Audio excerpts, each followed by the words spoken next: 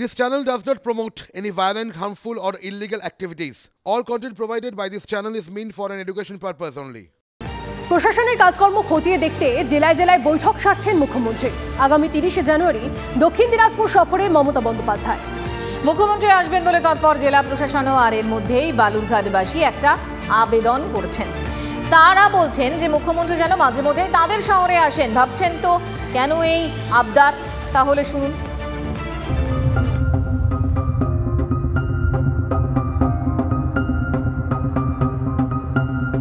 ভাঙাচোরা রাস্তায় পিচ হচ্ছে, সার্কিট হাউসের দেওয়ালে রঙের পোচ, রাস্তার ডিভাইডারে নীল সাদা রং হচ্ছে, ভাঙা দেওয়াল মেরামত হচ্ছে, বহুদিন ধরে ধুলোয় ঢাকা তেভাগার স্মৃতিসৌধ সেজে উঠছে, আলো ফুটছে। কারণ আগামী 30শে জানুয়ারি মুখ্যমন্ত্রী বালুরঘাটে আসছেন প্রশাসনিক সভা করতে। তার আগে বালুরঘাট পৌরসভার পক্ষ থেকে বালুরঘাট শহরকে সুসজ্জিত করা হচ্ছে। 2012 সালে মুখ্যমন্ত্রী হিসেবে প্রথমবার বালুরঘাটে প্রশাসনিক সভা করেছিলেন মমতা বন্দ্যোপাধ্যায়।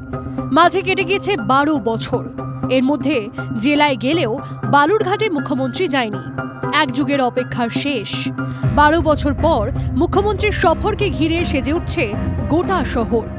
বালুরঘাট পুরসভার তত্ত্বাবধানে যুদ্ধকালীন তৎপরতায় কাজ করছেন শতাধিক কর্মী। নিজের শহর সেজে উঠতে দেখে বালুরঘাটবাসীরা বলছেন, বালুরঘাট শহর নতুন করে সাজছে, এটা দেখতে পেলাম। বেশ রং বেরং নতুন নতুন কর্মকাণ্ড হচ্ছে। এটা আমাদের সৌভাগ্য। অবশ্যই রাজ্যের মুখ্যমন্ত্রী আসছে বালুরঘাটে। সৌভাগ্যের কথা যেমন বলছেন, তেমনি আবার এই সুযোগে অনেকের আবদার।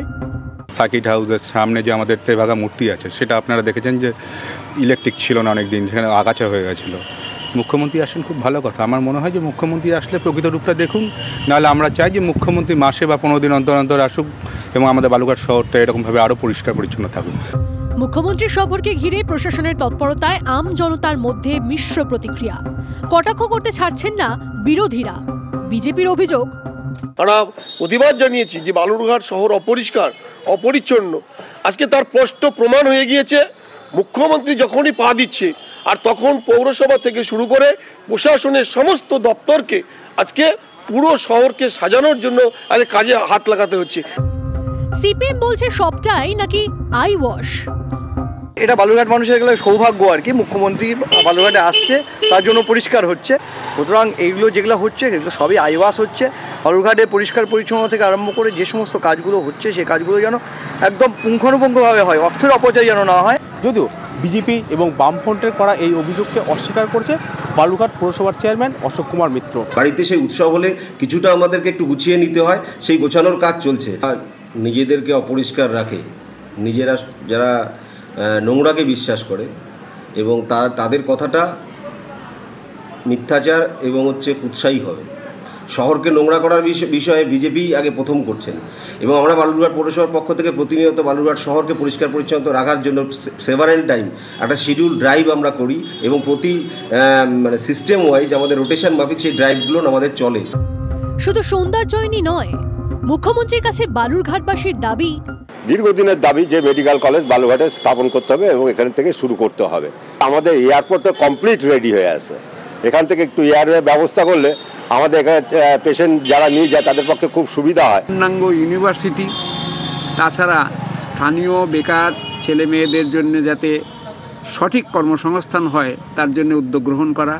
সম্প্রতি আলিপুরদুয়ার সফরে জনসংযোগ করতে গিয়ে বিশ্ববিদ্যালয়ের সামনের বেহাল রাস্তা দেখে ক্ষোভ উগরে দিয়েছিলেন মুখ্যমন্ত্রী।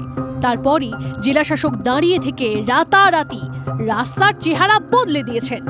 তাহলে কি বালুরঘাটবাসীর কথাই ঠিক? মুখ্যমন্ত্রী এলেই কি হাল ফেরে, না হলে যে কে সেই? বালুরঘাট থেকে রূপক সরকারের রিপোর্ট, TV9 বাংলা। দেখলেন তো বিরোধীদের কটাক্ষ। মুখ্যমন্ত্রী যাচ্ছেন বলেই নাকি বালুরঘাটে উন্নয়নের ফাঁক ফোকর ভরাট হচ্ছে। অবশ্য রাজনীতিতে নেতারা অনেকেই অনেক কিছু বলেন, কিন্তু মুখ্যমন্ত্রীর সফরের আগে রাস্তায় যে পিচ পড়ছে সেটা তো ছবিই বলছে। অথচ এমনই পিচ যদি মহেশতলা রাস্তায় পড়তো তাহলে একটা প্রাণ বেঁচে যেত। জানেন তো, দেখুন সেখানে কি হয়েছে। শীত, গ্রীষ্ম, বর্ষা সারা বছরই জেলায় জেলায় বেহাল রাস্তার অভিযোগ ওঠে। কঙ্কালসার পথের জন্য দুর্ঘটনাও লেগেই থাকে। গাফিলতির অভিযোগ ওঠে প্রশাসনের বিরুদ্ধে। এবার বেহাল রাস্তার জেরে মৃত্যুর অভিযোগ।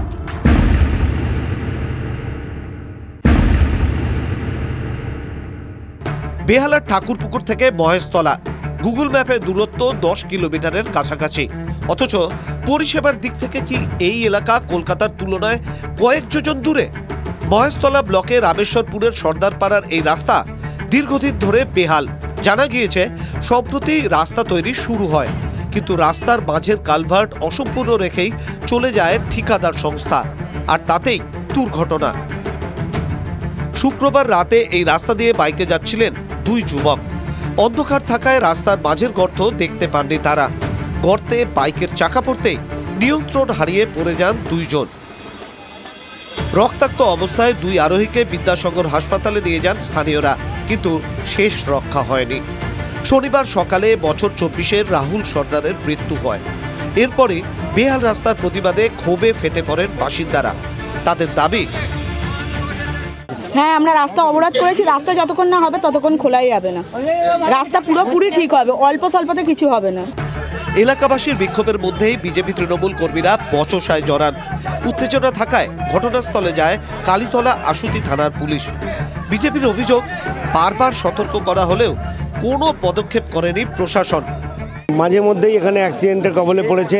বহুবার আমরা পঞ্চায়েতে পুলিশকে এগুলো জানিয়েছি, তারা বারবার প্রতিশ্রুতি দিয়েছে এবং যথারীতি তাদের অভ্যাস মতো সেগুলো ফেলও করেছে। এলাকাবাসী থেকে বিজেপির নেতারা প্রশাসনের বিরুদ্ধে সরব।